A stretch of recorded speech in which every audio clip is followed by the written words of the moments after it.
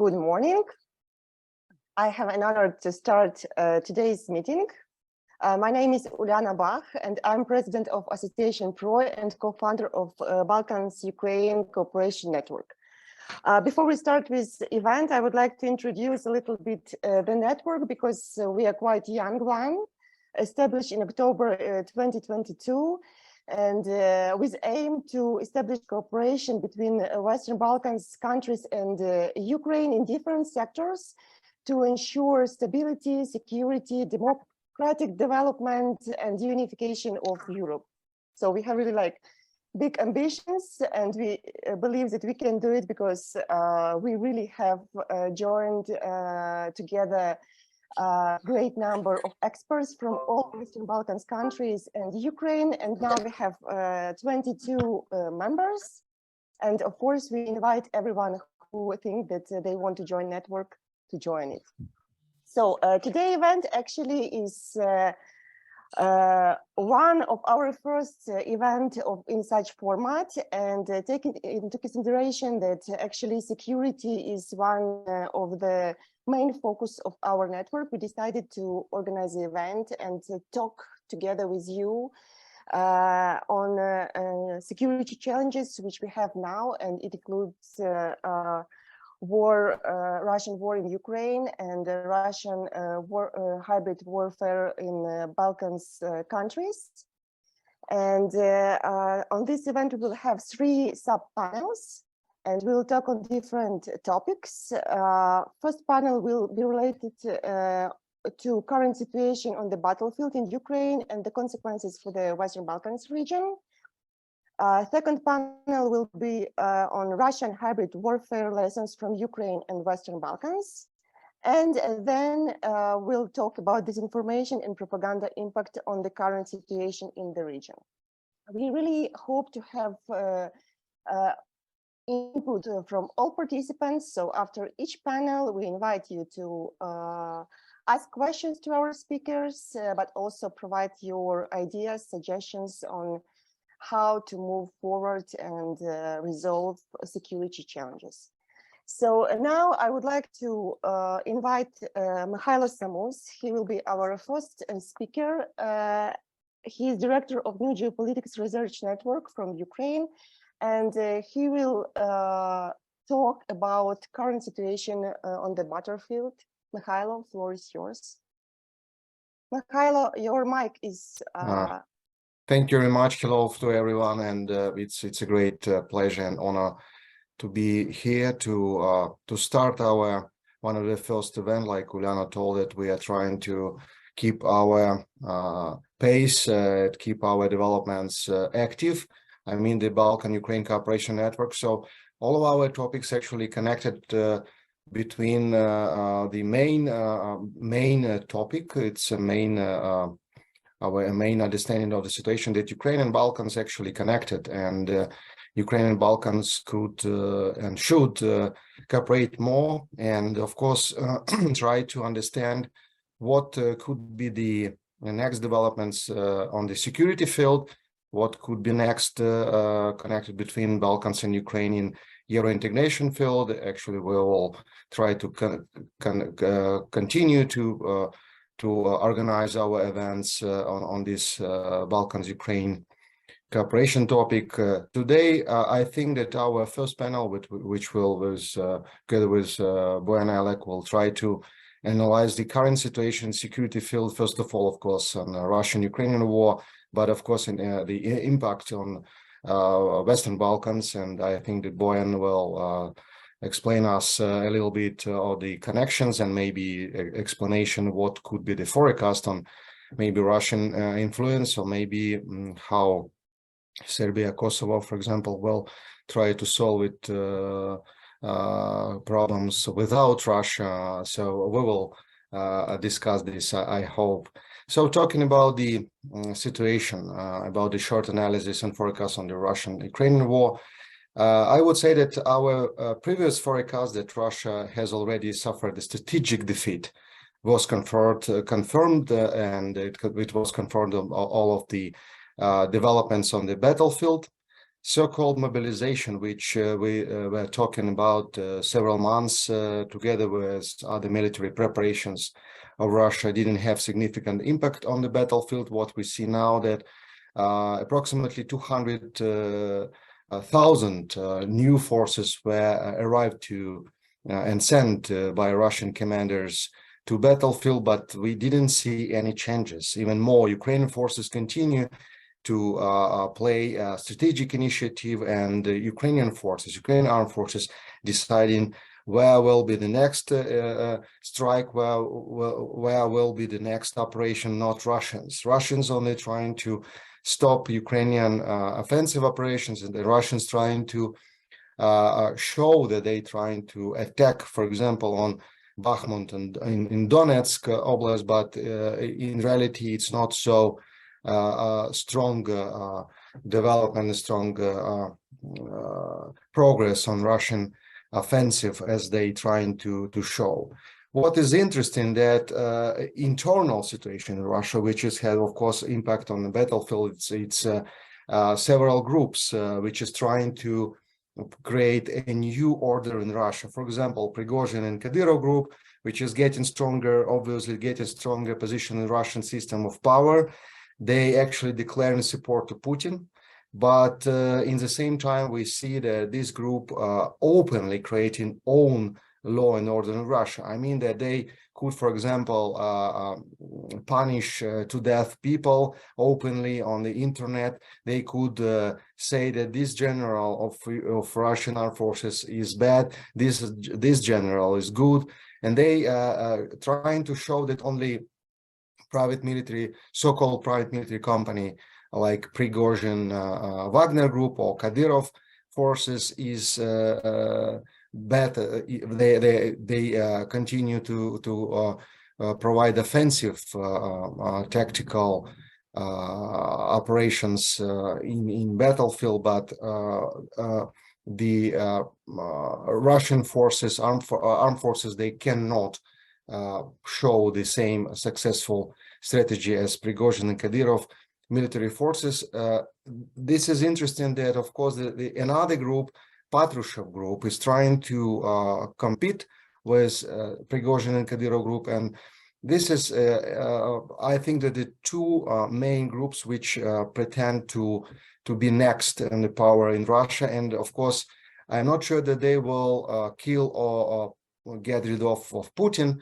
I think that they could put him on the post, keep on his post, but in the same time they could try to show to Putin that only with this concrete group like Prigozhin or Patrushev group, Putin could keep his political life as long as possible. Because what is the main point, what I try to say, that situation battlefield and all of war story now for Putin, it's not about Ukraine, it's not about NATO, it's not about the external threats, but obviously it's about internal threat, and it's about political life and actually physical life of Putin itself. So now for Putin, the main point is to create situation. Maybe it will be isolation of Russia. Maybe it will be trying to have some negotiations with West and Ukraine. But the main point is to prolong political life of Putin. So talking about the concrete situation on battlefield, I think you know that Ukrainian armed forces have a strategic initiative here, and they obviously preparing next offensive operation in south and eastern directions, and I would say including Crimea. Russian armed forces and Prigozhin Kadyrov military units continue intensive but mostly unsuccessful attempts to break the Ukrainian defense in Donbas. Generally, there is no reason to talk about the effectiveness of such attacks in the near future. And I think that the weather, I mean the cold weather, which is make more comfortable conditions for Ukrainian forces to conduct offensive operations, because during the cold weather we have a strong soil, and it means that Ukrainian forces will have all of possibilities to use mobility to conduct fast offensive operations, which we saw previously in Kharkiv Oblast and Kherson Oblast. For Russia, actually, we have only massed missile strikes on the civilian energy infrastructure remain the only effective instrument of influencing the situation. And Moscow is trying to cause a humanitarian catastrophe in Ukraine and press on Ukraine and Western leadership to start negotiations with Putin. What I told for Putin, main point is to create situation when Russia, he is not looking for victory now, he is looking for prolonging time. It doesn't matter by isolation of Russia or trying to organize negotiation. Now he is trying to continue both lines, both trends in development of the situation in Russia. From one side, he is trying to organize this competition between two groups of Prigozhin and Patrushev and show them that who is proposing the best variant for him. This group will continue to support by Putin.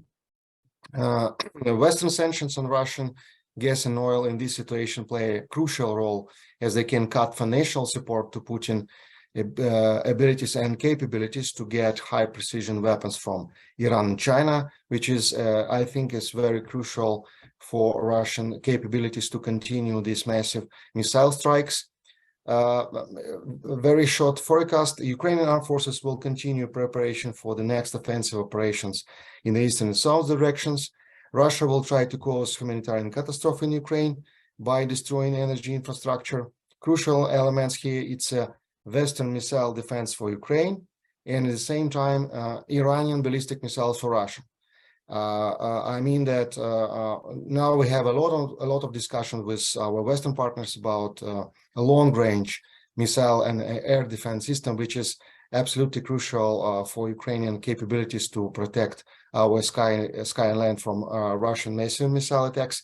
And of course, for Russia, which obviously has already deficit for strategic and operational missiles like cruise missiles and especially ballistic missile like Iskander, they trying to get this ballistic missile from Iran, and it will be crucial for Russian capabilities to continue these massive missile attacks. And overall forecast, winter campaign will be very active and critically important for results for all of Russian-Ukrainian war. I mean that next spring will be the time and period when we'll be clear, understand what will be next developments inside of Russia and what will be developments on the battlefield, because I hope that Ukrainian forces will continue offensive operations. It means that Putin will try to keep on the power and try to keep in a situation when I think that, for me, favorable variant of the next developments in Russia will be isolation of Russia, self-isolation of Russia, and create situation that they will try to cut off all of links with especially West, even in economical role, and of course keep some contacts with China, India, and other countries from Asia, which could provide them some import and some flow of money to keep social economical situation under control. But in the same time, I think that it won't be successful for Putin, and I could expect that Prigozhin and the Kadyrov group will win in this competition with Patrushev, and it means that it will be a direct way to create in Russia like a real strong dictatorship with some, the fascist elements inside, and it will be a natural way for next developments of Russia, maybe for next decades. So, because somebody in West, in our European partners country, they think that the next iteration of Russia could be a liberal democracy after Putin. I think that it will be opposite. It will be very strong dictatorship which will be very, very dangerous for Western democratical countries. And I think it will be, in next year, will be the crucial one to determine what actually will be on the territory of Russia. Some developments on a democratic, or maybe some liberal developments, or maybe to dictatorship. Thank you very much on this time, and I'm ready to answer your questions.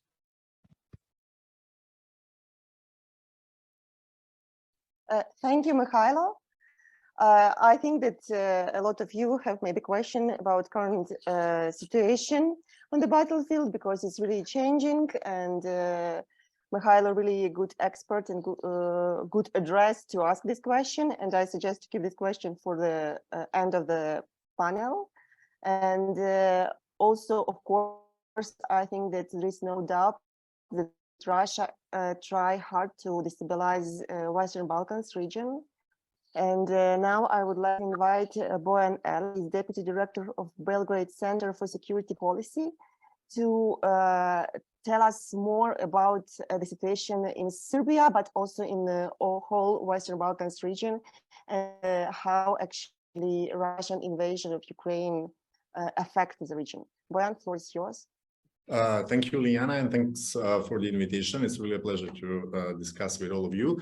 Unfortunately, since I have to leave in around 30 minutes, I will try to keep my presentation as short as possible, with intention to include as many of you, the participants, into the discussion. And I would maybe start from something that we at Belgrade Center for Security Policy have been claiming for quite a while now, and this is the fact that Russia's influence or power in the Western Balkans has been overestimated to some extent. And then to pick up on what Mikhailo mentioned, and I think two things are important. It is the fact that Russia is now suffering a strategic defeat, or has already suffered strategic defeat in Ukraine. And with these internal challenges that are taking place in terms of political competition. Sorry, I think somebody's... No, sorry.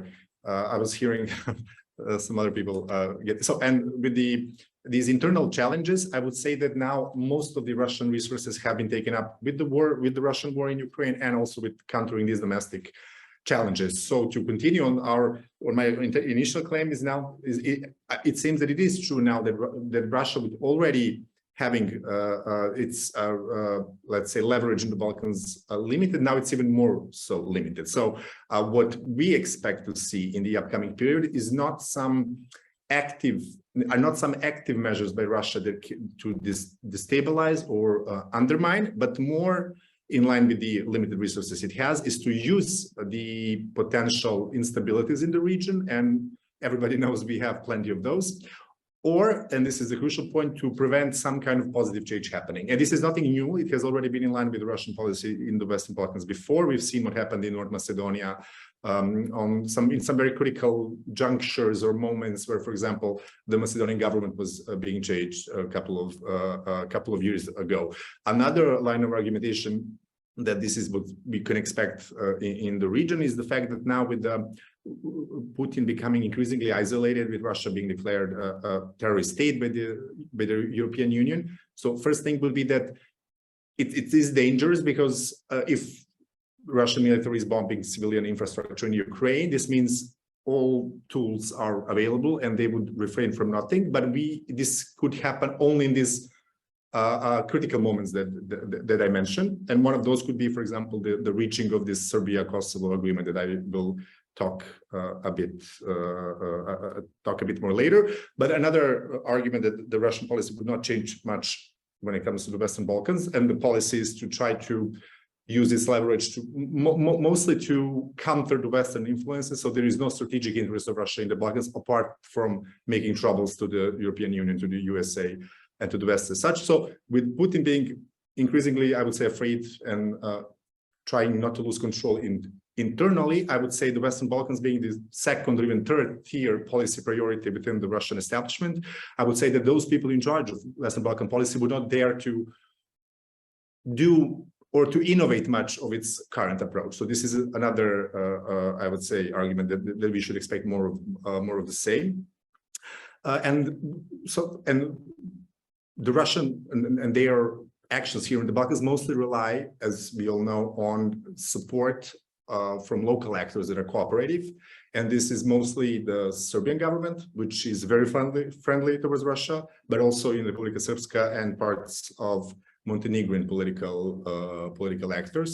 And Russia, again, mostly relies on some low-cost actions that are, for example, still unwavering support to Serbia on Kosovo issue, or invitations of Dodik to visit Moscow as a part of their elections campaign. But I think it's important to mention that this what appears to be Serbo-Russian warm brotherly embrace. It's not actually the issue. It is a very much interest-based relationship. I explained what is the Russian interest, and the interest of the local political elites is again mostly for internal and domestic audiences. That's some kind of a grand scheme of things, but again mostly especially for Serbia regarding the balancing against the West. And now maybe to go into bits and pieces in the region, and Serbia of course being the most important actor in the region. Unfortunately, we do not expect that Serbia will soon align with the common foreign security policy, and that this is, I mean, with the sanctions regime against Russia. Over the past month, I had the opportunity to meet twice with the Minister of European Integrations of Serbia, and on both occasions it was clearly stated that we should not expect any. It was framed as alignment in Chapter 31, which is common foreign security policy, but essentially this means sanctions against Russia. But on the other hand, the government does intend to work on other things that are contained within this chapter, which further supports the claim that they will not introduce sanctions. And it was said that Serbia will step up civilian peacekeeping operations and the participations in the EU peacekeeping operations. Serbia also agreed to align its visa policy with that of the EU, which again suggests that they're focusing mostly on other things to gain some kind of a positive assessment from Brussels, but not introduce sanctions. And then obviously the Kosovo-Serbia negotiations, or the Brussels dialogue that we talk about. I think this is a fairly make it or break it moment that we are seeing now. I'm not going to go much into the details about the ongoing instability over the registration of license plates, but with this Franco-German non-paper, which is essentially a proposal for this final comprehensive settlement agreement between Serbia and Kosovo, I would say that now with the external pressure and with the how cards are being dealt currently in the field, we should expect some kind of a first negotiations, and then, as so many people have already mentioned, by spring some kind of an agreement. Obviously, this would be this critical moment that I talked about that Russia could use potentially to destabilize, and we've already seen this during the crisis over registration plates. So after Serbs left the Kosovo institutions in the north of Kosovo, we've heard or read Russian ambassador's statement in Belgrade that this is actually a move inspired by the West to kind of stimulate or help the Albanians take over the north. There were also different interpretations from the other side, but I think what is most important are exactly these moments of that are critical because of this high instability and the potential of small scales conflict to flare up. But I would say that this agreement that Kosovo and Serbia are negotiating, which is still not being made public, but it is based on several sources that I had the opportunity to talk to, or the leaked parts of the documents in the media. This would be something that should potentially be able to set the infrastructure for normalization of relations. To put it in that way, if it's true, what is being talked about is that this would be the model of two Germanys, where there will be no explicit recognition. There will be establishment of association of Serbian municipalities. So it looks like this agreement, if reached, it would provide a framework for a normalized relations between Serbia and Kosovo. And I think this will be the crucial moment for Russia, because this has been one of the main leverages of Russia to exert pressure on Serbia and also cause destabilization in the region. So I would say that this would be one of the moments that we should be looking up to, where Russia could potentially be actively working to prevent the positive change that I mentioned. And then again, between the Kosovo and Serbia, if you follow the news closely, you could see that because of the very problematic position of Serbia that we are criticizing, obviously, with very unclear stance on the Russian aggression in Ukraine and unclear stance on the sanctions, that the Kosovo side is using it to portray Serbia as a Russian agent, as working against peace. For example, 2 weeks ago, I participated in the Paris Peace Forum. Both Kurti and Osmani were there, equating Serbia equals Russia equals fascism.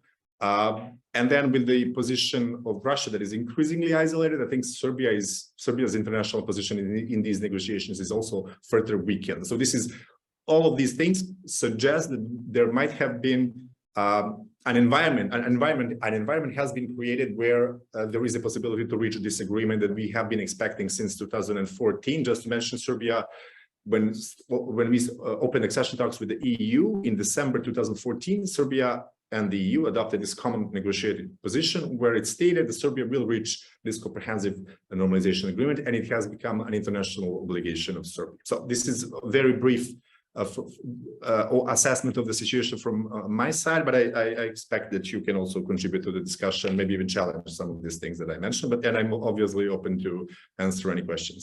Thank you. Thank you very much, Brian.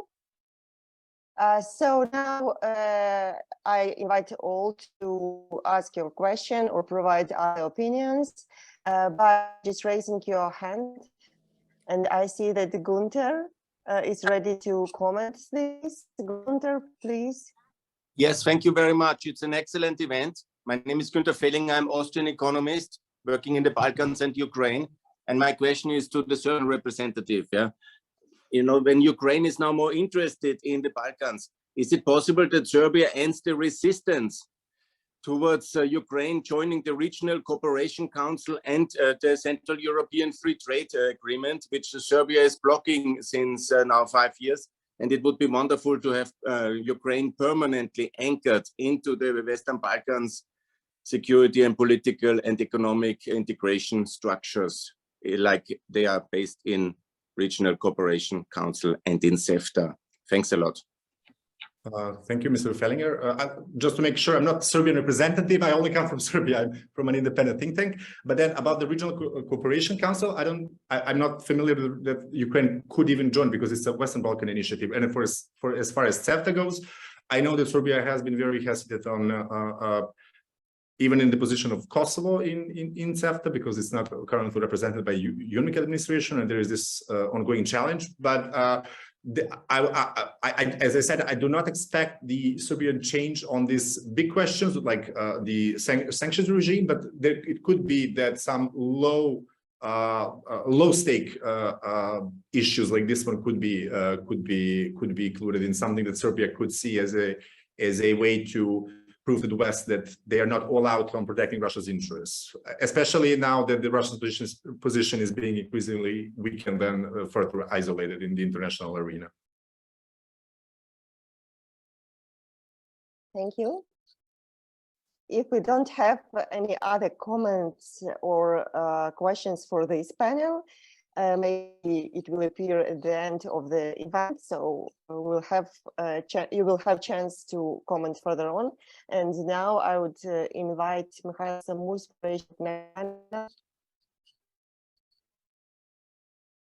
Yeah, thank you very much, Uliana. I think that we started with a great step and very alive discussions. I very like it, and I think we should continue in this mood.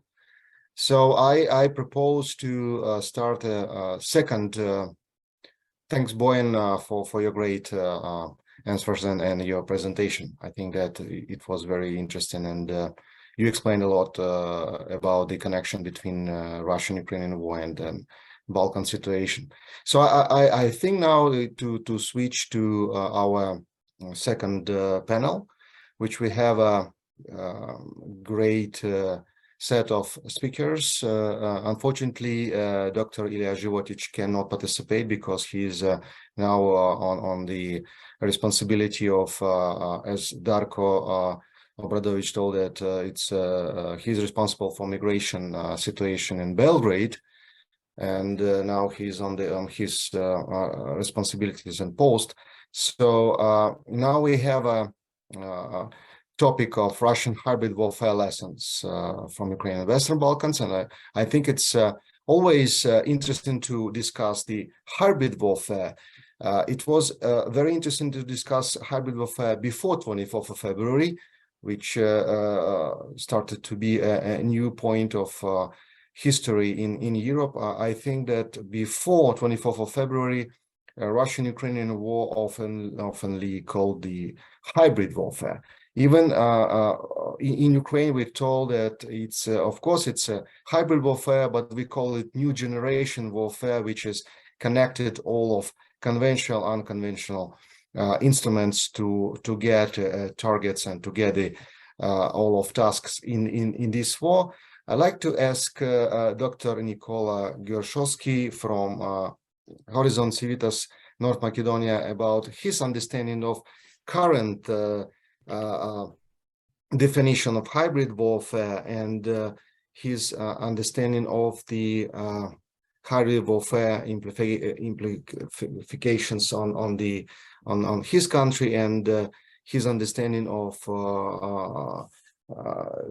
his point of view for impact on all of Western Balkans. Of course, talking about the Russian hybrid warfare, maybe not only Russian, but maybe China and other players, which is trying to use current situation, which is absolutely transforming, I would say, transforming point for global point of view, and of course the sub-regional, regional point of view. So Nikola, please, floor is yours. We're expecting a great speech from you. Yeah, thank you, Mihailo, and dear fellows, I'm really pleasure. I have pleasure to speak in this panel, and first of all, I want to represent myself. I'm Nikola Gershovsky, PhD at political science, and my field of research are generally connection between politics and and religion. And in this direction will go my presentation to see how a religious propaganda of Russia is influenced on the Balkan region. And I prepared some presentation to be much more clear. So could you, Liana, please allow me to share screen and to present my presentation, please? Just a minute. Yeah, thank you. I will actually ask my technical team. Yasmina, could you please allow sharing? It's allowed now. Yeah, okay. Yeah. And you can see presentation. It is okay for all of you? Yes, everything is okay. Yeah, okay. My presentation going direction, the role of religion and the religious propaganda in Russia's war against Ukraine. And first of all, I would like to tell that this presentation, this paper, so-called, it is not about much more about religious position, but how religious propaganda go to the Balkan region and how Russia used the religious feelings of the people and how it make propaganda actually. I would like to answer a few questions on this topic. First of all, why is the religious component in Russian propaganda significant? Second, what is the religious demographic structure in Ukraine? Because we will see it is a lot of disinformation, a lot of misinformation, and a lot of misunderstanding. Actually, the Balkan region that Russia like so-called argument. Third is what is the Orthodox component of Russia's religious propaganda. And finally, because we know that Balkan region is multi-religious societies, so what is the Islamic component of Russia's religious propaganda? First of all, I will speak about the basic elements of Russian religious propaganda. In the propaganda machinery, Russia presents itself as a protector of orthodoxy, a bridge for cooperation between civilization, orthodoxy and Islam, and the guardian of traditional and family values against the satanic so-called West. We can see that in construction of the main cathedral of the Russian armed forces dedicated to the 75th anniversary of victory in the Great Patriotic War, and we can see, and you can see, I hope, mosaics that show Putin, Shoigu, Stalin, etc. And it is much more obvious that it is political and propaganda dimension much more than religious. Influential propagandists in the Balkan present Russia as a true, orthodox, and loyal alternative to the hypocritical EU. And we can see this kind of propagandists in Macedonia, in Serbia, in Montenegro, in Bosnian entity of Republic of Srpska, in Bulgaria also, and but what demography said about generally about the Ukraine religious structure? One of the biggest Russian the Balkan people, Ukrainians, not most people, first of all, or they are schismatic or they are Roman Catholic. But if you see the data, we can see that Ukrainian much more of them are Orthodox, and Ukrainian Orthodox Church has significant supporter in Ukraine. And what is much more important, Ukrainian Orthodox Church, Ukrainian Church has significant trust to social institutes in the Balkan, of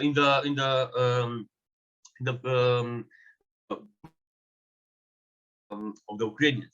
And one more important thing is that approval rating of the Patriarch Kirill of Moscow, if you see the 2010, it is like a 44%, but at 2017, this percentage of approval are lower. So much more about the historical legacy of the religion in Ukraine in the wake up of the breakup up of the Russian Empire. The Ukrainian Christians sought autonomy or autocephaly. And the independent autocephalous Ukrainian Orthodox Church was proclaimed by the director led by Simon Petluria in 1919. In 1921, an all-Ukrainian Sabor was called in Kiev, and the Ukrainian Orthodox Church was declared from the Moscow Patriarchate. The Sabor delegates choose Metropolitan Vasil Lipkivsky, and you can see it on the presentation, as a head of the church. But in this form, the Ukrainian Autocephalous Orthodox Church existed until 1936, when, due to the Soviet pressure, it was liquidated, and with some of its members immigrating to the United States. Much more about the establishment of the autocephalous of Ukrainian Orthodox Church. The church was united at the Unification Council in Kiev on 15th of December 2018 as a condition for recognition of it by Ecumenical Patriarch of Constantinople, and was granted the Tomos of autocephalusy, decree of independence in the church terms, and by the Ecumenical Patriarch of Constantinople in Istanbul on 5th of January 19, and believe me, this was a really positive influence and really positive impact about church relation between Macedonia and Serbia as well, and as well as the Macedonian Orthodox Church also gained this Thomas from Serbian Orthodox Church, and the propaganda at Macedonia go in direction toward that Russia go behind this Autocephalus, not Constantinople or stuff like that. So the Unification Council voted to unite all the existing Ukrainian Orthodox jurisdiction. First of all, the Ukrainian Orthodox Church, Kiev Patriarchate, the Ukrainian Autocephalus Orthodox Church, as well as part of Ukrainian Orthodox Church of the Moscow Patriarchate, the Moscow-based Russian Orthodox Church, which claim jurisdiction over Ukraine. And we will see in the next few pages how this church switch off in Ukraine Orthodox Church. You know much more about the conflict with Turret, and it was much more about the position and also some kind of Russian influence. But generally, the Unification Council elected Epifanius Dumenko, previously the Metropolitan of Perislav Dmitry and Biela Tserkva, as it presents the Metropolitan of Kiev and all Ukraine. Much more about the Ukrainian Orthodox Church of Moscow Patriarchate.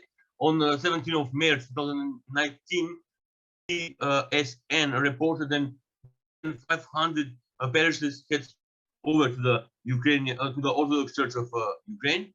Later in March this year, the primate of the Ukrainian Orthodox Church Moscow Patriarchate considered that the statistics and acknowledged that 42 cases of legitimate defections only while attributing scores of others to illicit activity. And on March 30th of March, the Ukrainian Orthodox Church Moscow Patriarchate acknowledged the transfer of 61 parishes, while the Orthodox Church in Ukraine claimed that 506 had been transferred to the Ukrainian Orthodox Church of Ukraine. In April 2022, after the Russian invasion of Ukraine, many Ukrainian Orthodox Church most parishes signaled their intention to switch allegiance. The attitude and the stance of the Patriarch Kirill of Moscow to the war is one of the oft-quoted reasons. And this is really the best reason. And by early November 2022, it is really important information. The Security Service of Ukraine had exposed 33 alleged agents and alleged unofficial artillery observers among the Ukrainian Orthodox Church Moscow Patriarchate priests and clerics. And it had opened 23 criminal proceedings. And maybe we will hear in the later discussion really similar situation like in Montenegro happened right now. Something much more about the Orthodox propaganda narrative in this context. We can see it just 19th century. It's about the Russian war, but something similar that we can in the Balkan region. We spoke about the Serbian war, stuff like that. The Orthodox faith is the convened of ancient propaganda machinery said, and Russia stated about it, and that is the enemies of Russia are everywhere, according to Russia political narrative and political propaganda narrative, that the enemies of Russia are everywhere, and it is defense, and the defense should be played out everywhere, not only on its borders. These Tsarist premises are today the political credo of Vladimir Putin, and we can find where we can find it. We can find it literally, but in Dostoevsky works when he write about the mission of Russia is to correct the tragic misunderstandings of Western European civilization with the Russian words of truth. The Russian Orthodox Church today in the Russian world see a civilizing mission in which Russia will liberate the European continent from the spiritual dictate of the United States of America, which lead to the European forgetting the meaning of three key values for them: fatherland, God, and family. What about next? We can see that today's political religious doctrine of the Russian world testify that Russia and the Russian Church ascribe to themselves the property of chosenness and the service that this service their imperialistic aspiration. Namely, a few years ago, if you remember, I would like to remind you that the Russian documentary about the fall of Byzantium appeared, and it is more propaganda than art, of course. But it is clear the desire of the Russian Church to be considered a successor of Byzantium. Be careful; it is a really good, of course, so good. Really good. These points of view going to the Balkan people, and this point of view really manipulate with the feelings of the Orthodox people at the Balkan, and we'll see also how in Islamic agenda they manipulate. If the Byzantium was the second Rome, then now Moscow is the third Rome, and Russia is the successor of Eastern Roman Empire, later called Byzantium, which is represented like a heaven at the earth, and Russia is protector of this Orthodox. Petr Kirill justified the invasion of Ukraine, although he did not call it war, but current events as a protection against Ukraine's so-called hostility towards Russia. He points out that Ukrainians and Russians are brotherly peoples who belong to the Holy Rus, about the given empire. And the evil, according to them, according to him, is the evil and the decadent West was to blame for the enmity between the brothers. Almost all Russian Orthodox Church bishops support or must support the patriarchal course, unfortunately. And another speech I would like to mention: Russian patriarch said that soldiers who die in Ukraine will be cleansed of all sins. And what is here important that to really believe in so-called experts analysis in Macedonia and Montenegro and Serbia. It is a really strong point of view, and the people generally, of course, believe in this propaganda and how. So we can see how it works. So, okay. So let's listen how Islamic propaganda actually go, because the Balkan region is a mixed society, and Islam is present here. So on February 27, 2022, an Islamic scholar based in Chechen capital of Grozny,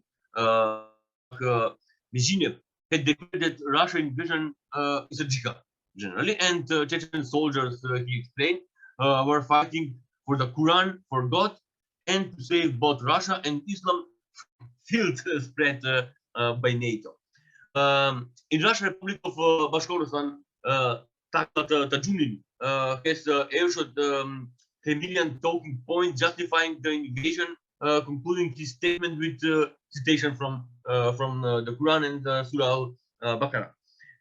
Kamil Samigulin, the Mufti of the Republic of Tatarstan, has argued that West's support of Ukraine is hypocritical, given the intervention in Libya and Iraq, of course, and the treatment of Palestinians, and asserted that Ukraine is controlled by neo-Nazis who have harmed Ukrainians of all confessions, including Muslims. But believe me, in this, I think I must mention that Orthodox propaganda go much more easier than Islamic narrative propaganda, but it is much more connected about the Central Asian Muslim than the Balkans. But I would like to mention to have much more better picture of how it functions. Similar in Moscow, Mufti Albert Karganov expressed that he regret about Ukrainian suffering, but concluded that Ukraine had become a staging ground for an attack on his country, of course, Russia, and he added that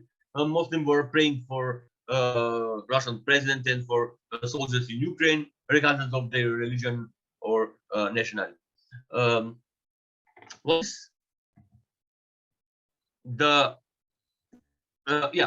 is the main point? In general, the propaganda suggests that Russia is a country that does not treat Muslims, especially in Central Asia. Especially since the Muslim Republic in Russia, including them, it is much more obvious that those imams are under control of the Russian state, but they present that Russian Muslim republics enjoy completely autonomy. So in this direction, Russia is way to which we follow. Russia is seen as a country that makes the bridges between Islam and Orthodoxy. It is much more significant, especially about the Republic of Macedonia. And Russian propaganda tries to portray Putin as a righteous Tsar, who together with the new Sultan Erdogan are the future of the new world order. And finally, I would like to make some conclusions. Russian propaganda toward the Balkans in relation to the war in Ukraine, of course, has a strong religious dimension. Russia seeks to portray the Ukrainian as apostates from Orthodoxy or as a Roman Catholic. Although the relevant data show the opposite, we saw.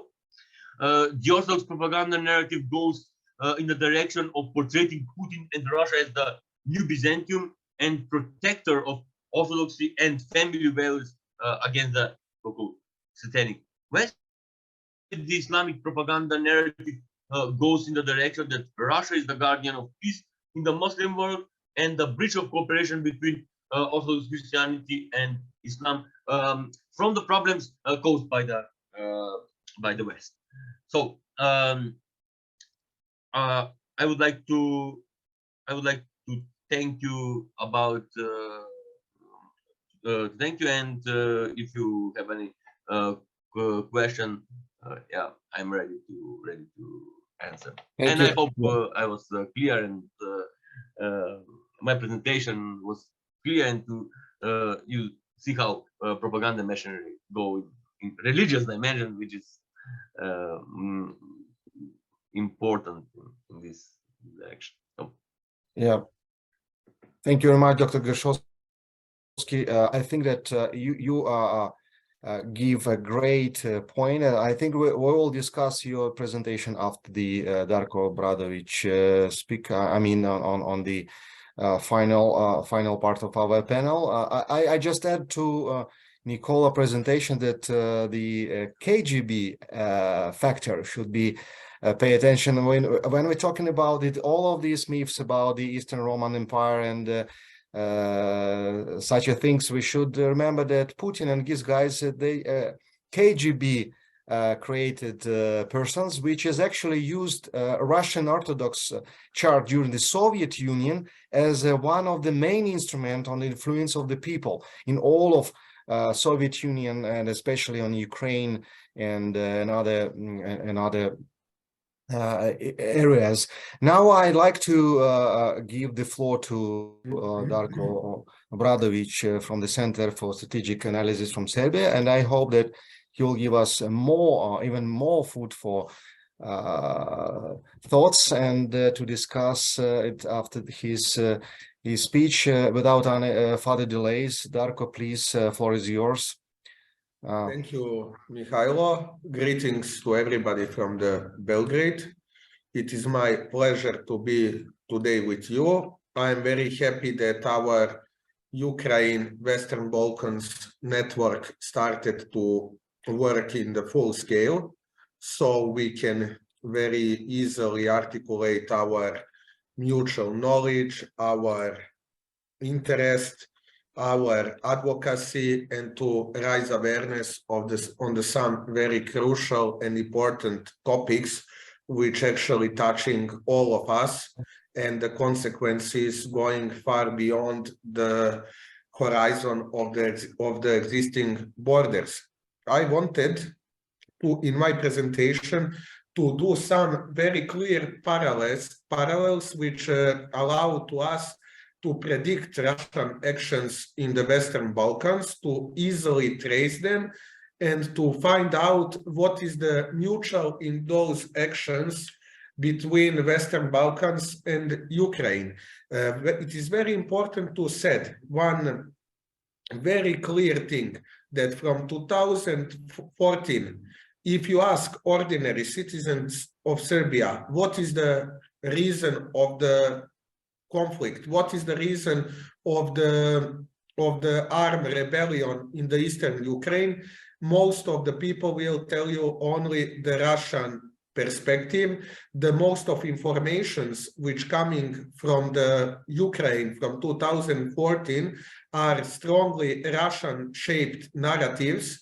So we should not think twice why the majority of the population in Serbia are against the sanctions, are supportive to Russia. It is very clear answer. It is not the cultural ties. It is not religious ties.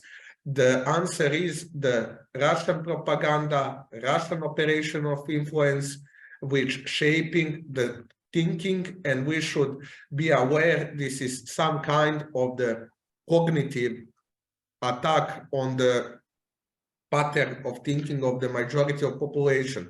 But I would now analyze why those outcomes are present here. So as the headline is Russian hybrid warfare, similarity between Ukraine and the Western Balkans. First of all, every war has some goals, have some strategical achievements which must be done. So in the case of the Ukraine and the Western Balkan, it is very clear that hybrid warfare is not the only tactic, it is the way of the behavior of the Russian Federation. When Mr. Putin sits with the President Macron, he is in the hybrid warfare. When he sits with the Olaf Scholz or before Angela Merkel, he is in the hybrid warfare. When President Putin invites our president to the Russia, he is in the hybrid warfare. When he visited Yerevan, again, he is in the hybrid warfare. So the Russians do not miss any chance to exploit the situation towards their primary goals. One of the goals which are mutual for both for the Ukraine and Western Balkan is the prevention of the Euro-Atlantic integration in one case. Another thing is to secure the Russian monopoly on the decision making. We all remember how it started in the Ukraine in 2013. We now remember what's happening on the Balkans in the last 30 years. First of all, we should know that when Serbia declared so-called non-military resolution in just one small paragraph, it is because the Russian interest, because in that period, Serbia, after democratic changes, does not have need to continue the policy of the Slobodan Milosevic and the former evil regime in former Yugoslavia, but because the Russians has very strong interest to sustain the belt of the neutral countries in the region, those kind of the resolution and policy of non-military alignment is actually concession toward Russian interest. And we know that from 2000 until 2022 in Serbia specifically, you do not have any political party which is the ruling party and which does not have strong interaction with the Russia and also with the China after 2006, when the first time of the MOUs was signed with the Chinese partner. We have something which is called 4 pillars of the foreign policy of Serbia, which is actually bringing in the global the global subjects which naturally do not gravitate to the Balkans and Serbia, but by that policy, the China and Russia became one of the pillars. Other two pillars are European Union and the United States of America. But those kind of the interference of the foreign policy architecture is very, very present, and it is not came by the chance. It is came by the decision of the governments. And third thing is the method of the global confrontation. Russia, as China as well, are using the third countries to confront the West. If we watch the situation in Ukraine from 2014, we can very easily see that from the beginning, they started to speak that in Ukraine, they actually are against the West expansion, against Nazis, against non-traditional values, and so on.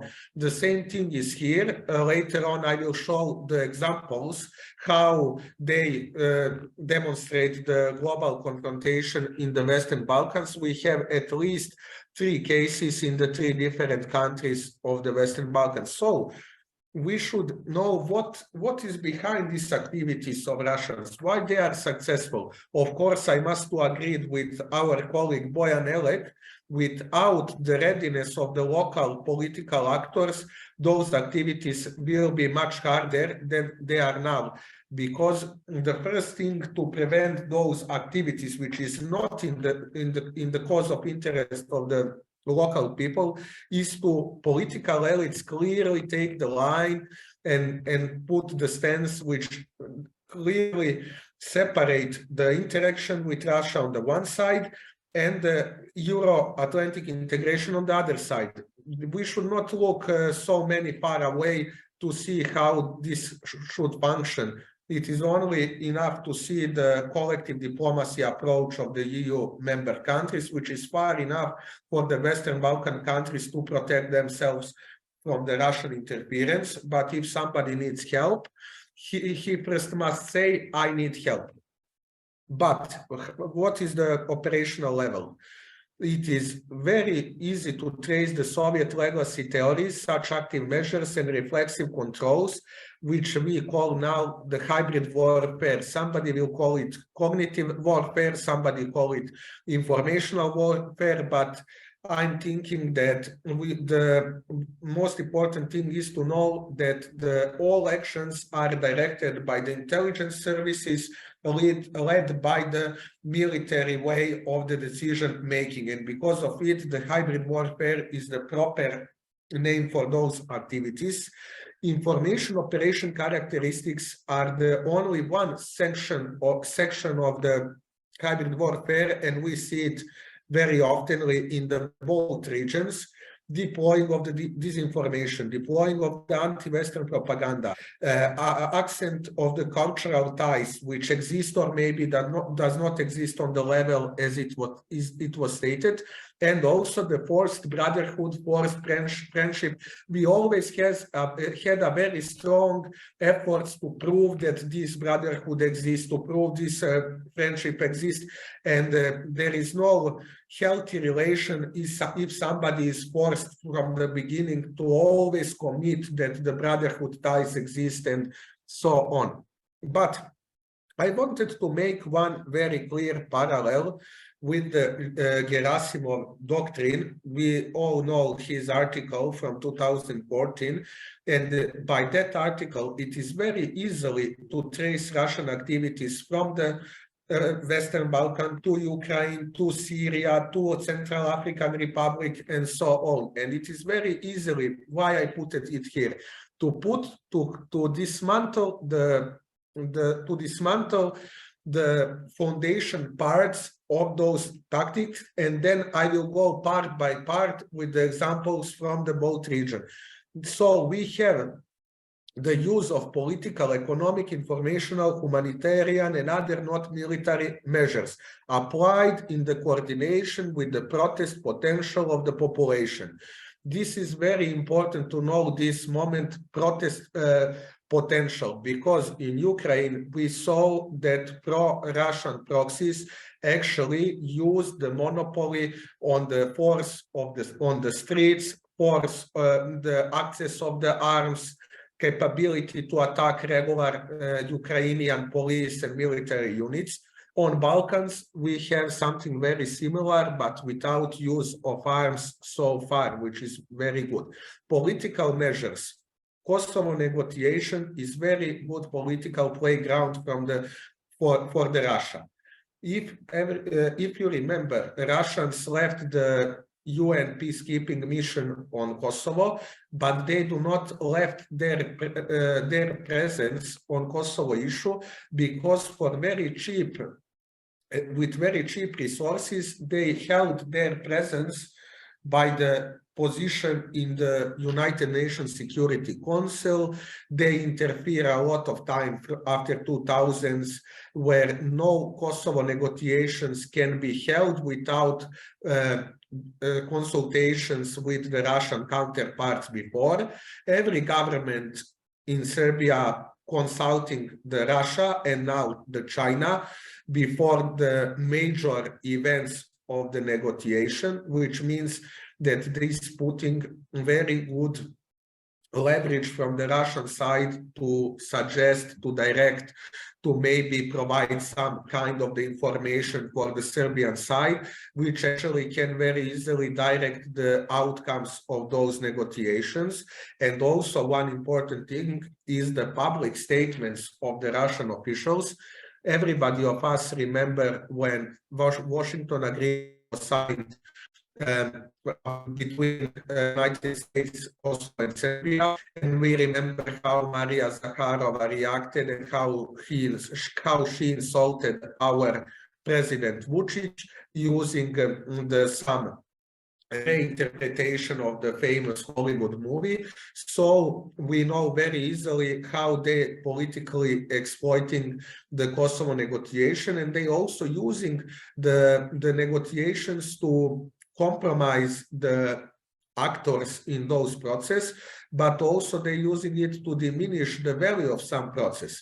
On the other hand, we have also one political measure interference, which relates to the using of the Russian so-called veto against UK resolution about crimes in former Yugoslavia, especially crime of genocide in the Bosnia and Herzegovina, and Russian diplomacy ran off, maybe with consultations from the Belgrade, maybe not, I do not know, but in any case, they prevented this resolution and said, we prevented adoption of those resolutions to protect Serbian people because this resolution was against Serbian people.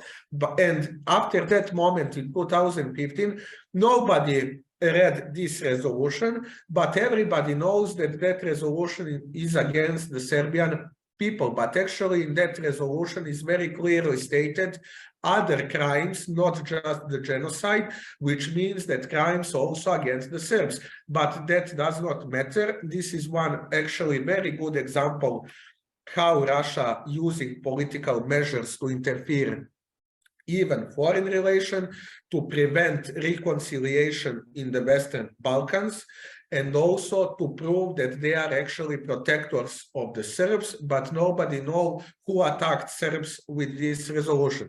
Another case is the High Representative Christian Schmidt, where Russia also together with China put it on the vote in the Security Council, is Mr. Christian Schmidt legal or is not legal?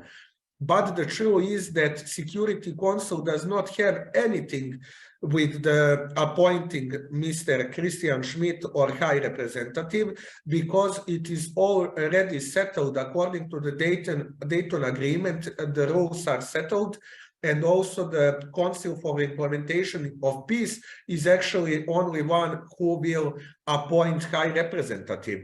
But Russia and China made one very clear game to sabotage the appointment and actually to show, you see, we do not allow High Representative. This is the way how we protect the Serbs. But by the way, it is one very big foreign policy masquerade with actually also shaping the Russia position as protector of the Serbs. Other third political measure is the Euro-Asian Economic Union, which is often represented with the high agreements, with the no custom agreements and so on. And it is very highly published by local authorities and of course by Russians, but Euro-Asian Economic Union agreements never prove any kind of the significant results in the trading or other economical cooperation.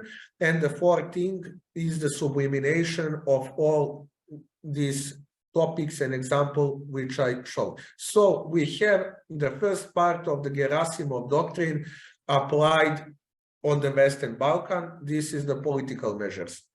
Economic measures, also from the Gerasimov doctrine, is present long before the aggression on Ukraine. It is present from the 2008 after the signing the agreement between Serbian state and the Russian state company Gazprom. In this agreement, actually, Serbia for very cheap money gave our complete oil industry and tied up our dependence on the Russian supplier, which provided to Russian very big average on the political decision making. So we have the active measures in practice very easily deployed, but we must to be honest, those kind of the outcomes will not be possible without local decision-making process, and this is something which we must to know. Also, this energy or economic measure came as the supplement for the political measures, because now it's very clear that this acquisition of the oil industry is actually happened because government in that time wanted to pay Russians for their veto and international activity toward Kosovo policy. So we see that— Darko, 2 minutes if it's possible. Okay, I'm finishing. Okay. We have the protest potential of the population. We know the Montenegro coup d'etat attempt. We know the church protests in the Montenegro. We know support for Russian aggression in Serbia in 2020. We have use of the far-right groups as initiators of the action. So the complete Gerasimov doctrine is very applicable here in the Balkans, like it was being applicable in the Ukraine. We must know those components of action sometimes are the main activity, sometimes are support activity, and those informational measures are very well present. I must to say that citizens of the Serbia mostly does not know what really happening in the Ukraine, and they only have mostly have access only to the Russian narrative. This is very example how Russia how Russia is capable to shape the public opinion through informational environment. Okay, I will be very fast. Why this is successful? It is very successful in the one nexus of the using of the opinion makers, using of disinformation. Then these two is support for the groups for pressure, mostly far-right and nationalistic parties. We have then the activity of information pollution, creation of narrative, and this cycle goes on with the very easily method: repeat, then add, repeat, then add.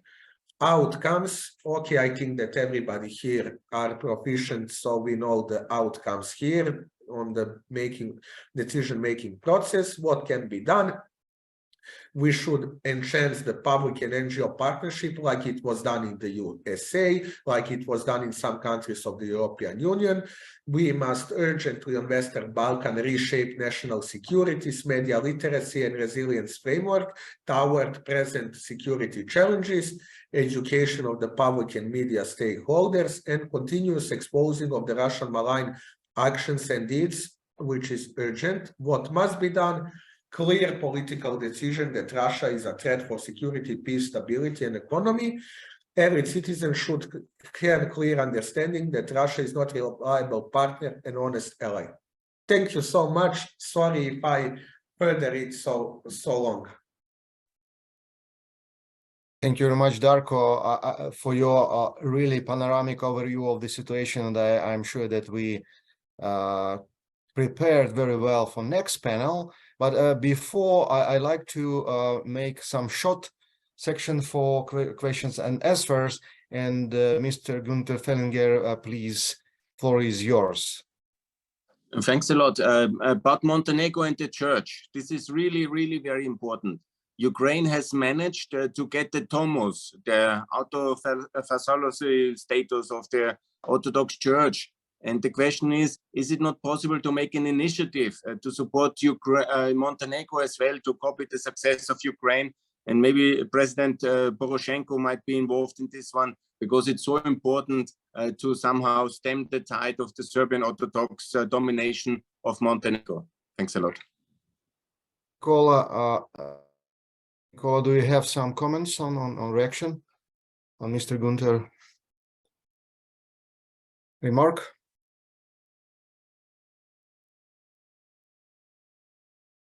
Nicola, do you have some reaction on this? Yeah, actually, I want to mention actually that the situation at Montenegro is really complicated, and the Russian propaganda use the Serb feelings and the Serb population in Montenegro. I hope that next discussions will be on that area, and Luba, I hope that will much more explain about that. And in this direction, I would like to once again to remind you that Tomos of Autocephaly of Macedonian Orthodox Church in some of Macedonian media and in Serbian media going towards that it is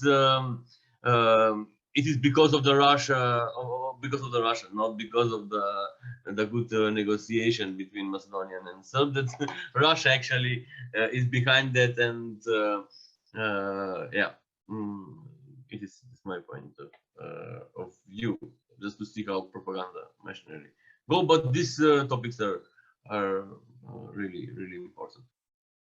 Yeah, of course, it's a little bit different situation in Montenegro and Ukraine. I'd like to pass the steering wheel to Mariana Prisajnyuk about the next panel on. I think that we prepared a background. Mikhailo, sorry, I think that Alex also wanted to. Oh yeah, comment. Alex. Okay. Yeah. Hi. Yeah. Sorry. Yeah. Can you hear me well? Because I have great. Okay, cool. Yeah, I just wanted to receive maybe a brief answer about how really Serbians receive the Russian propaganda, from which channels. Do you have what is the amount of independent media or the alternative media? I mean, not alternative in the Russian way, but the alternative who really try to combat the Russian propaganda. Do you use social media? If yes, like Telegram or what? Well, because we are fact checkers from Stop Fake. We are verified partners of Facebook, so we debunk Russian fakes on Facebook. But we know for sure that Telegram, this is a whole other world. So that's just interesting for me. Thank you. Darko, please. Actually, the Telegram role in Serbia is to infect the information environment. You have something which is pushed in, then spread by the couple of the activists on the social media, and then mostly those kind of the content is published on the some of the televisions in their thematic TV shows dedicated to the Russia support, and then those kind of the fakes or misinformation or manipulative content becoming the mainstream. That is how it actually goes, and most of the situation, I don't think so that they're making the tailor-made just for Serbia, but I'm sure that somebody actually directing to use this content maybe to translate, because most of the Russian propaganda content is titled on Serbian, which means that somebody worked on it very dedicated. Then it is pushed already prepared with the translation, which means that we have very organized kind of the units of the activists which actually preparing those materials. On the other hand, the problem is that the main narrative is very strongly anti-Ukrainian. So in any case, if somebody fight against those disinformation, like my organization, we are on television and trying to debunk it, thanks to the Mariana. But it is very hard because the pattern of thinking is established, and it means that the Russian content must be limited in the first hand if you want to penetrate the public opinion. On other case, if they are not limited, it is not possible to be successful after 30 years of the domestic and Russian propaganda, which is sometimes equal in their narratives. Darko, could you please explain us about Russia Today in Serbia? It was allowed for them to translate it, or just in the internet? Can you explain it? Because it appeared even in Russian media, as it appeared that finally Russia Today on the Balkans, and they started to translate like transmission. What's happening actually? Okay, to be honest, I announced this activity on the conference in Sarajevo. I may be the first one who publicly announced that they will start to work. This was very old plan, and I think that it is now realized because the arrangements of the money and the support. This is why it is in the 2022. If they have interest, they will do it earlier, but almost 3 years there is talks about it. They didn't yet push the television channel, but the thing is that they have very quality journalists, and they will easily penetrate the other medias as primary source, because their articles are very attractive, and who is not tracing these topics can be easily be deceived by the content. And this will be a very big problem, because I think that most of the journalists in Serbia are not resilient and are not capable to divide what is the propaganda, how it is pushed, what is the narrative which can be true, but it is the foreign narrative which is not in the interest of the country. So I think that they will penetrate the news as the activity, and they will also be the guideline for a lot of our TV shows, programs, which will use their texts and supportive document for creation of topic, and that is the bigger danger. Their reach, I think, will not be great, and they cannot penetrate it very easily, because we have a lot of media which are worse than Russia Today. Sometimes our national channel 1, RTS, is worse than Russia Today. Sometimes they publishing the articles which are worse than Russia Today. So I do not anticipate Russia Today as a big threat if we know that there is other source of information which are more dangerous and more aggressive than them. Okay, I saw one hand from Kirilo Pashko, but I think it's disappeared. So nobody else from the Q&A. Okay, Mariana, please, the floor is yours, and I think that we should start our next panel, which we are actually very good prepared for you. Thank you. Good morning, dear colleagues. Greetings from Eastern Europe, I would say.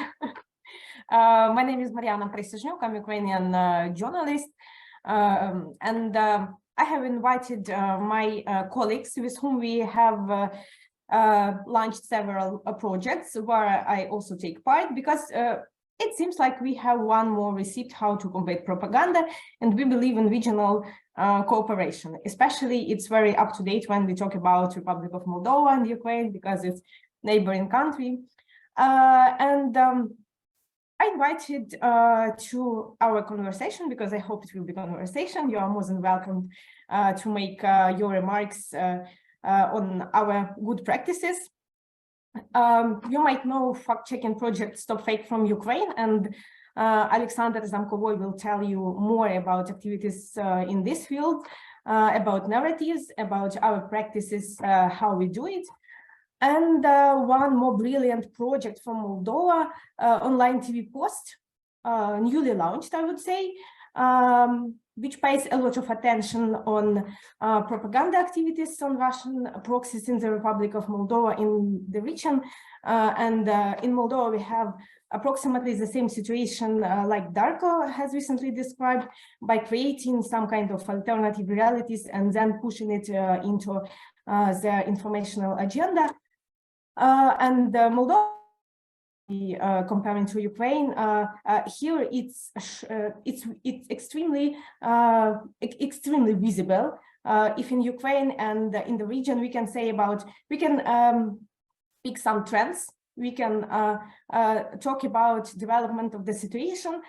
In Moldova, we can obviously see how it works step by step, because it is a small country, and we can all moods like on the map.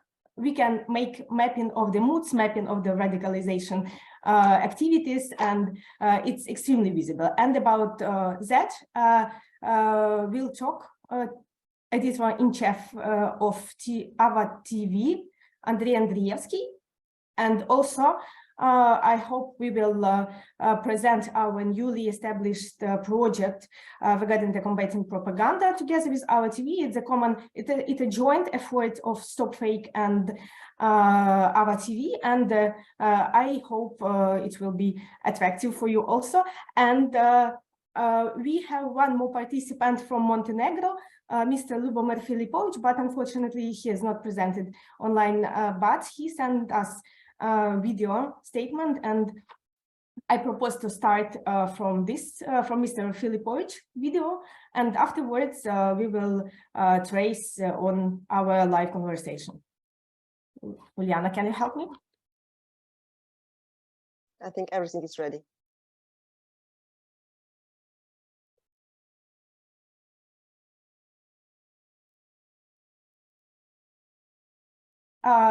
Yasmina, there is no sound. No sound.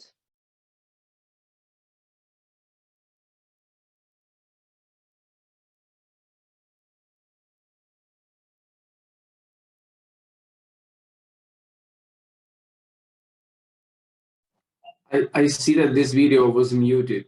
Okay. If you click on the panel, so the video which is showing is just muted. That's the problem, I think. Yeah, you see it's muted. Can you please unmute it so we will hear the sound? Yeah. These icon on the bottom. On the bottom. Yeah, no, left, to the left. Yeah, bottom and left. Yeah. On the bottom and then go to the left.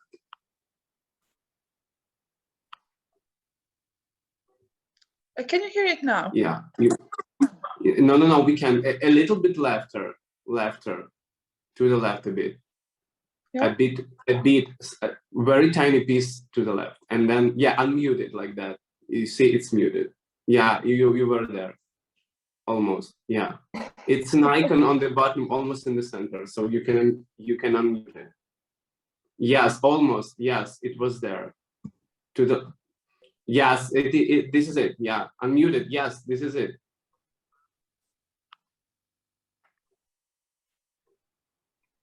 Okay, yes, this was the icon. Can you hear it? No, we can't. Still don't. Yeah, this is this. Yeah, unmuted. No, yeah, click. It's not that. It's not. It's. Oh, right. Okay. Yeah, okay, because We have some technical problems, obviously.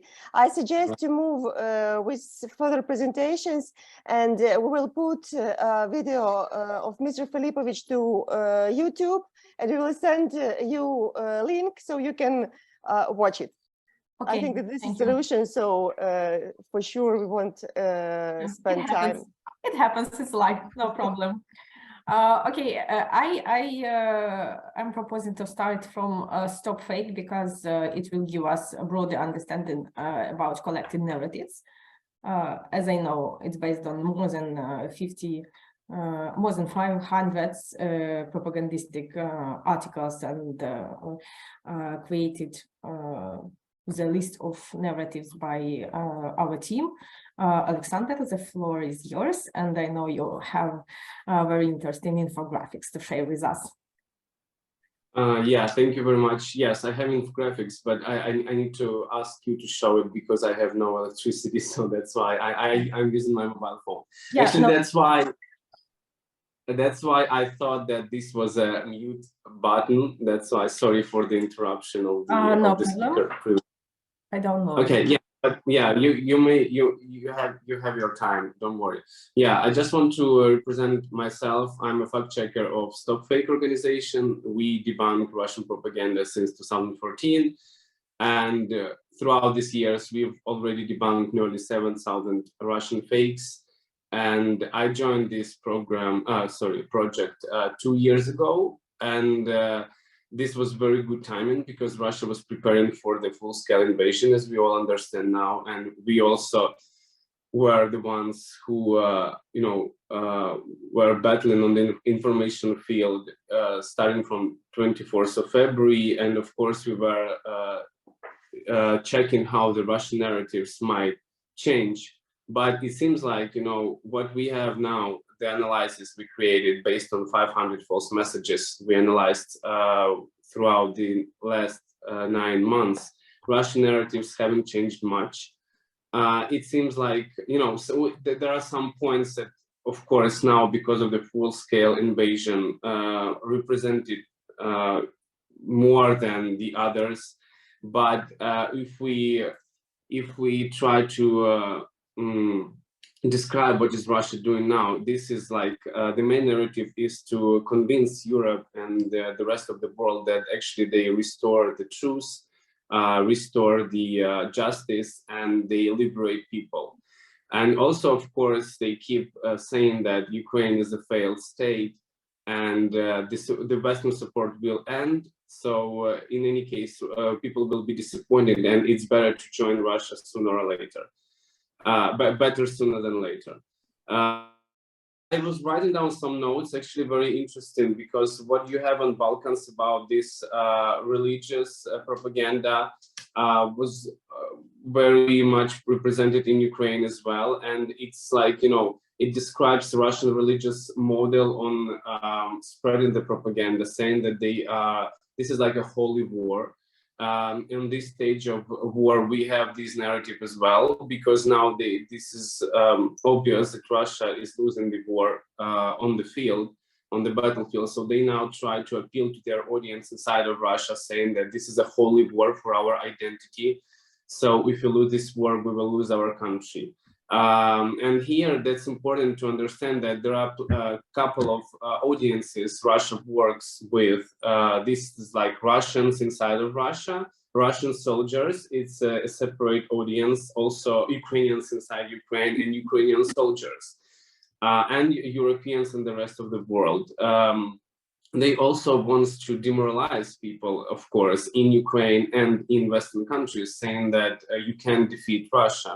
This is just impossible. And in Ukraine, you see, we are going through the blackouts, and they directly saying that this is for the instrument of terror, so people could revolt against those who are in power, President Zelensky and the authorities. And if you see on these infographics, we debunked, like, as I told you, like based on 500 false messages, we are now counting nearly 18 narratives. And you see that they are more or less present all the time in the Russian media, and they try also to push it forward to European media and of course in Ukraine.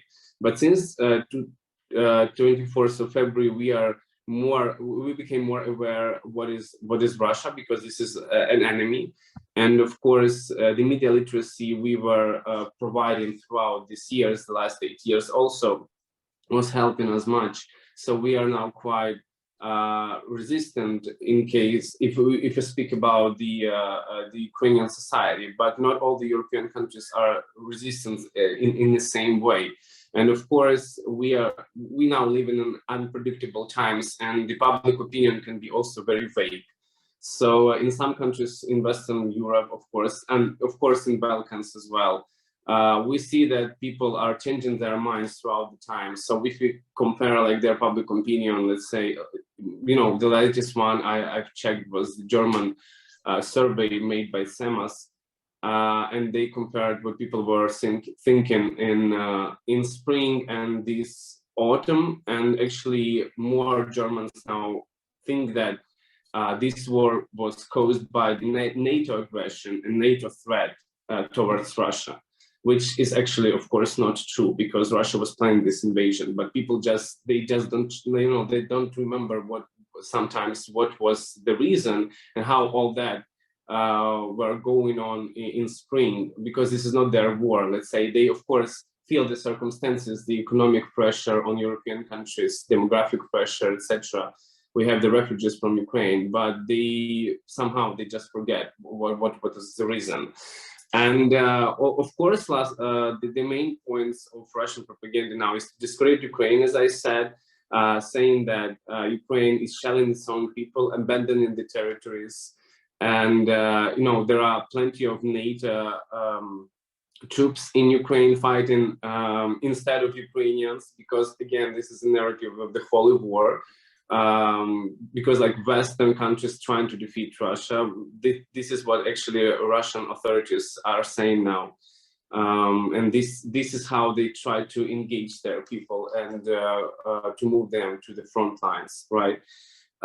What I would like to mention is of course, all that was prepared beforehand because of the technological gap and the lack of resources and that Russia had before, and now it's obvious for the whole world. And you know, the previous speaker was saying about the reflexive control and Gerasimov doctrine, and of course this is what they were planning to do with Ukraine, because the invasion, they were not prepared for the large-scale war, and they had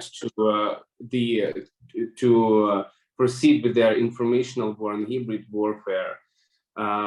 So now, of course, when we know that the Russia is evil, we just don't consume Russian media. And actually, this is one of the main points of how Europeans need to protect themselves. Of course, they need to eliminate Russian propaganda, because this is a warfare. They need to eliminate it in their information space and raise the media literacy. This is what StopFake is doing as well. We do a lot of courses and trainings for Ukrainians and for Europeans already. And people need to be more resistant, and they need to understand where the truth and where is not. Of course, this is hard when you don't have connections with Ukraine and Russia, right? So that's why we need to raise the public activists. And they may be not only fact checkers, of course. I'm sorry, this is my mobile phone. Okay, yeah, and this will have the significant influence, I think, because if you compare the input, I'm sorry, that European Union is doing right now in fighting against Russian propaganda. You know, I was checking the visitors' views of the UVC Disinfo website, which is a Stratcom service for debunking Russian propaganda, and they have like 150,000 visitors per month. But the total audience of the Russia Today is 190 million viewers per month, which is like 100 times more than UVC Disinfo and other resources. And of course, European Union needs to be aware about that, because without fighting with Russian propaganda, I'm not sure that European institutes can survive, because all that, of course, is influencing the populist parties take into powers in Europe, and we don't know the consequences of that. Okay, what I would love to mention also is, I hope you had the chance to check the infographics, because I know the narratives, but I don't see them quite clear, because I'm from my mobile phone. I'm so sorry. Yeah. So you can see that the outcome of that, the brief outcome. So top 5 are like fakes against the EU and countries and the USA. Why it's so important for Russia? Because they again saying that this is a holy war, and the European countries are corrupted as well. They want to defeat Russia. They only want to take out all the resources from Ukraine. This is a neo-imperialism of the West. So even the amount of fakes that we debunk on this topic is more than Russian fake victories, for example, or like discrediting President Zelensky, let's say. But all other narratives are very important as well. We can't say that this is like something that Russia doesn't pay attention to. Yes, they do. And discrediting Ukraine in the world and the armed forces of Ukraine is one of the main points that they do right now, because they want to cut the Western supplies to Ukraine and the arms supplies to Ukraine, of course, and to demoralize Ukrainian people, saying that our army won't win anyway. And if, Mariana, you can show to the audience the second slide, please. Yeah, sure. 1 second. Okay. Yeah. So another one is from another project I take part. It is called Infocrime. It's supported by Thomson Reuters and the Institute of Mass Information in Ukraine. So we were also analyzing the local media landscape. Our team was analyzing the Odessa region, which is a Russian-speaking region, let's say, in general. And the interesting thing here is to combine how actually the Russian propaganda narratives, they are divided into different topics, right? We were analyzing this for 3 months, from July to September 2022. So we just finished with that. And as you see, the majority of fakes. So we took 100 false messages. The majority of fakes that were spread in Odessa region, mainly throughout social media, because actually now our traditional media, they are, of course, they don't spread Russian propaganda. Before that, we had such cases because sometimes they were paid for that, sometimes they were citing the pro-Russian politics, and they were saying like, okay, this is like a citation, so we have nothing to do with that. But this is mainly, of course, we gather that throughout the Telegram channels, Facebook groups, right? Here is where Russian propaganda is very powerful. Social medias. I think that in your countries, that is well the main pain point. Of course, as I heard the answer from Serbian speaker from Drago, that in Serbia, actually, plenty of media, they spread Russian propaganda. In Ukraine, that is not the case anymore, but we also have like marginalized media that are established by pro-Russian pro-Russian agents or actors or influencers here. Sometimes they try to do this, but now it's not so easy. So mostly they move to social media, and all that we gathered in the social media. So as you see, the majority of fakes that they've tried to feed the population of Odessa region in Ukraine, they are related to war.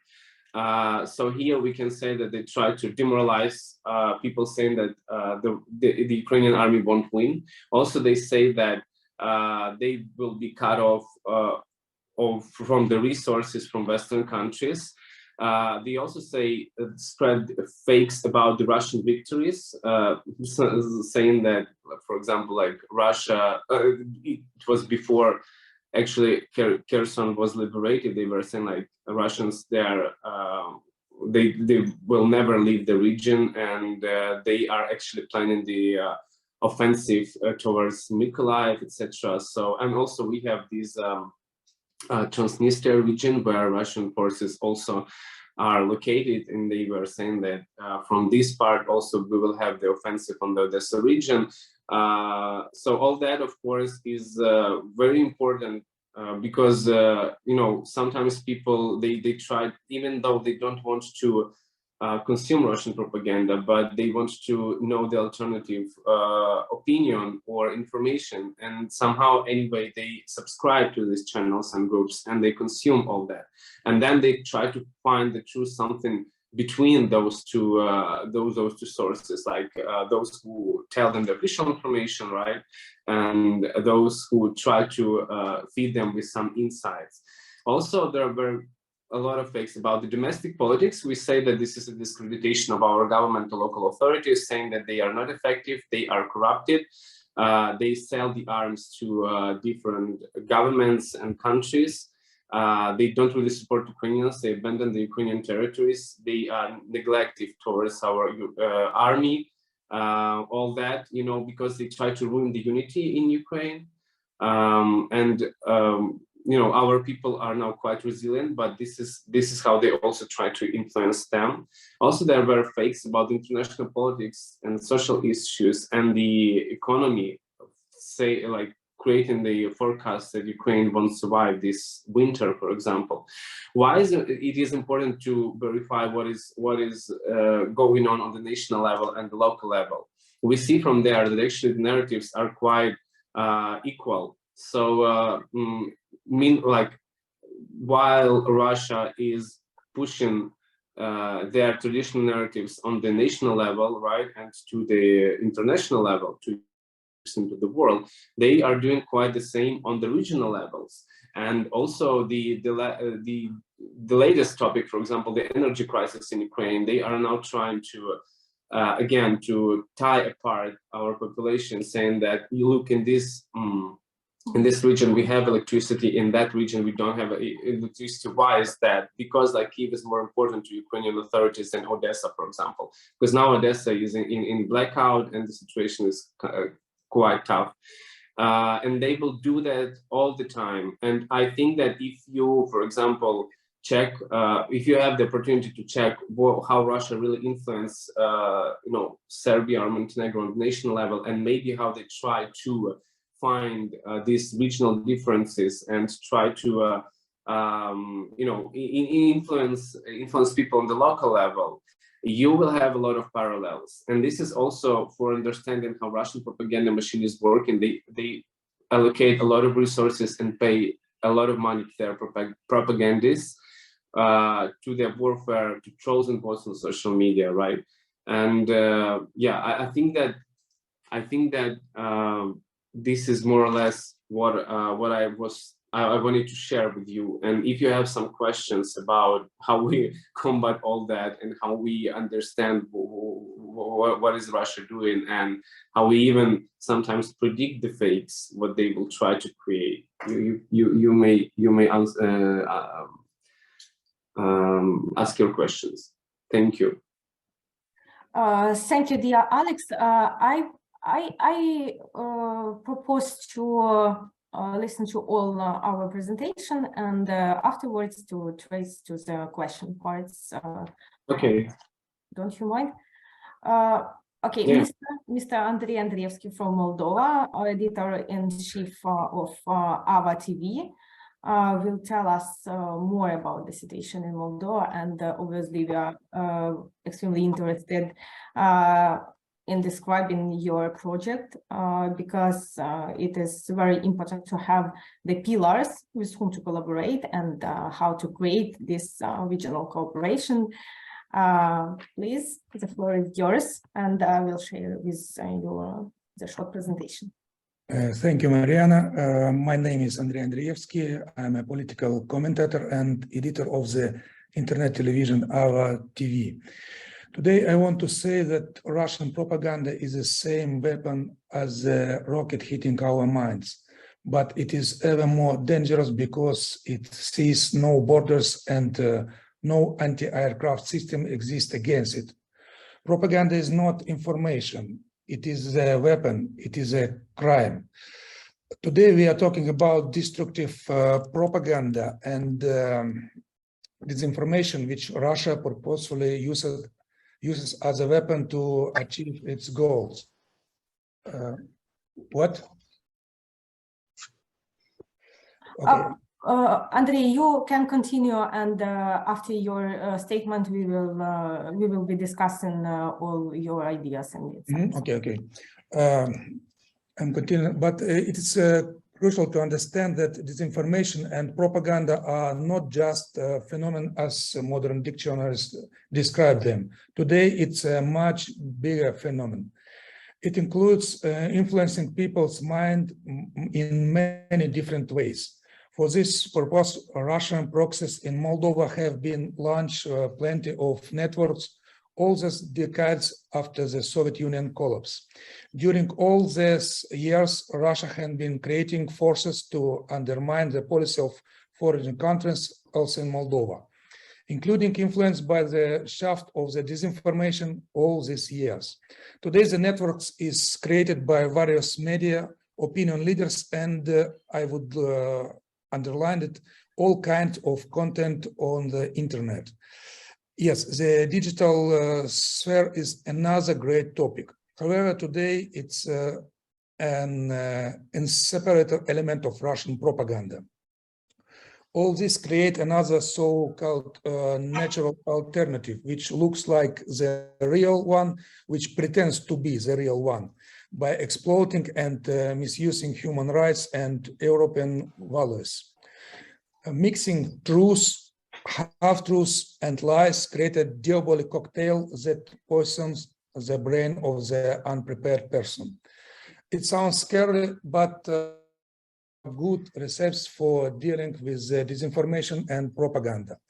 Well, we have a good experience in regional collaboration with our Ukrainian partners. What I want to say is that cooperation is a basis of combination harmful information in general and propaganda specifically. In the case of the regional security situation, it is logical regionally cooperation. Firstly, I mean regionally and international cooperation, cooperation between countries and different institutions. It could be exchange experience, creating joint project and cooperating of different platforms. It is all about information resilience. We have to understand that information resilience, it's everybody's problem, everybody's issue. It is impossible to win here if you fight alone. Only joint efforts united in practical project can have an effect. I want to give a practical example of our cooperation. We have created a joint project with Stop Fake from Ukraine, based of our TV capacities. It is designated to debunk the lies of Russian propaganda, eager to destabilize the political situation in the Republic of Moldova. We launched the podcast with an extraordinary approach. We try to speak an understandable language for the, let's say, affected audience. The podcast is called metodichka, what means approximately methodology in English, but in Russian it's a recognizable slang for Russian speakers regarding the spy impact. We come up with this with the idea together with our Ukrainian colleagues. Moreover, the information agency Glavcom has agreed to support this idea as an informational partner. This is an example of successful cooperation in creating a joint product. As a TV hoster, I can tell you that viewers from more than 20 countries consume our content. This is one more argument for why regional cooperation is essential. And one more point to which I want to pay your attention. The main idea of all our project is to talk about complex things in an accessible and understandable language. If Russian propaganda is trying to confuse people, on the contrary, we give them clear and easy to understand answers. And judging by the feedback from our viewers, I can say it worked. It's all I want to say is thank you very much for your attention. Thank you very much, Andrei. And I think we can watch a short intro from our joint project with StopFake. I have it here.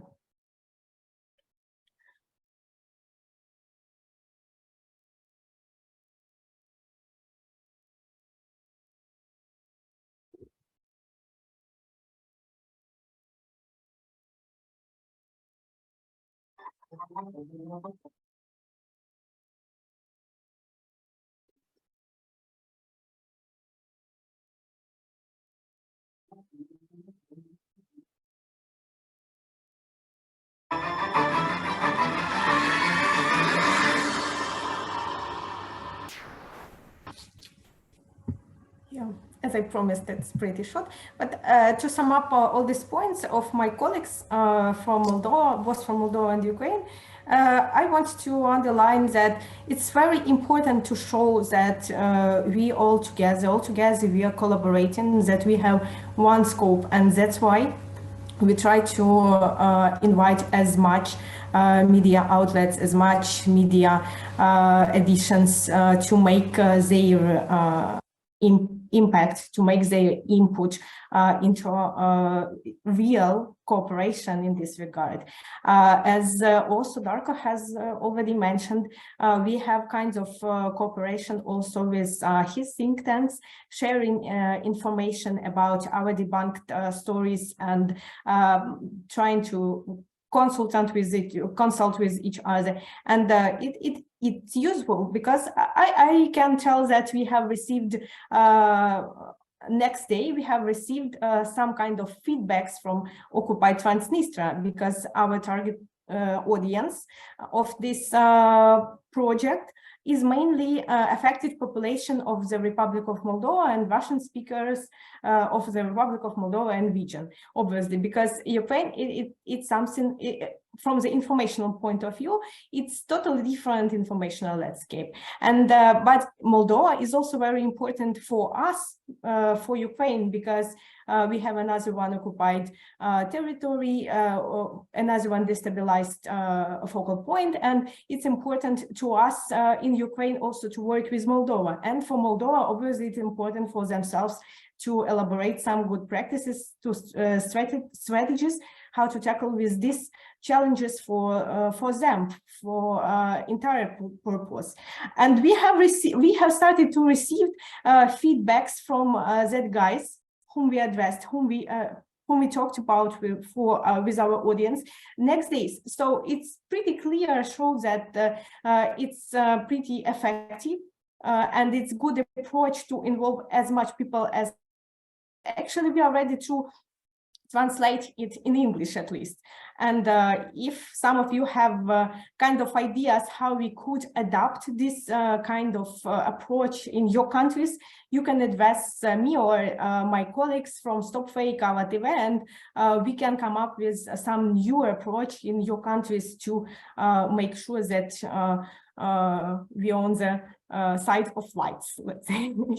Thank you for your attention, and we are ready to your remark, questions, recommendations, obviously. Mr. Günther Fellinger, sorry if I mispronounced. Please, I see your hand.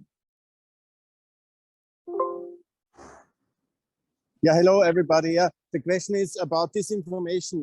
There's a lot of problems in Kosovo, especially, and in Montenegro, and maybe to work together very closely on that one. Is there interest to support the friends in Kosovo and in Montenegro in the fight against Russian disinformation?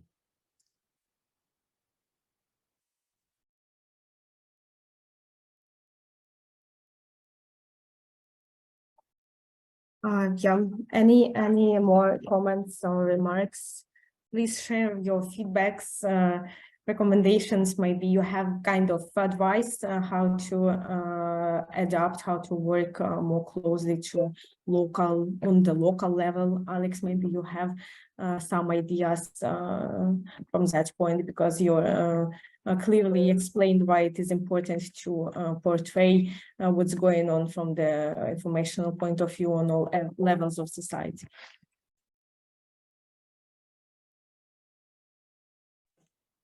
Well, I think that this meeting was quite important because, like, for me, I don't really follow the situation on Balkans. I'm so sorry, but this really gives me the opportunity to understand what is going on there.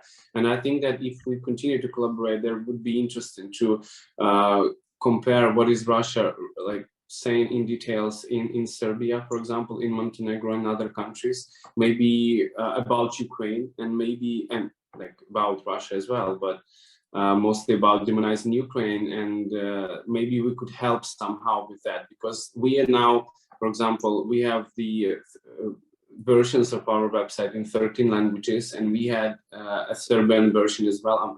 Unfortunately, we stopped translating the materials into Serbian language because we don't have enough of resources for that. So we now are mostly concentrated on the Western Europe, but we now understand how important Serbia is well, of course. And I hope that the mind of your people will change. And I think that for doing this, all of us need to be good influencers, and at least create to talk to people, to communicate with them and between each other, and to share the important materials and updates. Thank you.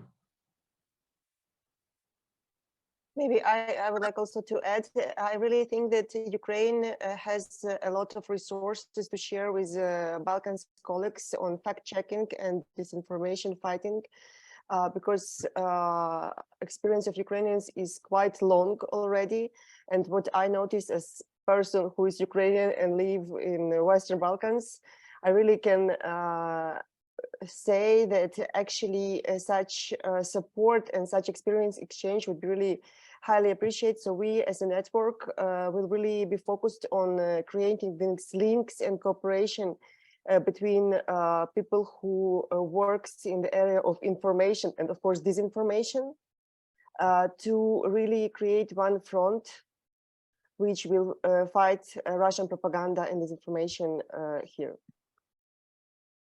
Yeah, that is exactly the idea, to work together against challenging threats of nowadays, because yeah, Mr. Samos. Yeah, I totally support Alex and Uliana that actually it was ideal network to open our eyes to another regions and create a new formats. And actually it was from Alex I got the idea that it could be planned a next event, maybe on spring of next year, about the disinformation between Ukraine and Western Balkans, totally focusing on this topic. I mean that the speakers from different countries presenting a little bit deeper analysis and create maybe some network, really network on disinformation exchange, and to help Ukrainian and Western Balkans experts and expert organization to work together to get more synergy on this cooperation. So I think that this is great idea, and I hope that we could organize it next year. Thank you. Yeah, it would be great for everybody. Mr. Fellinger, you have something to add? Yes, I have already a WhatsApp group of the leading disinformation experts from Kosovo, Albania, Montenegro, and from Macedonia. And I sent the link in the chat. If anybody is interested to help the Southern Balkans countries to be united, then join this group. Thanks a lot. Thank you. Thank you.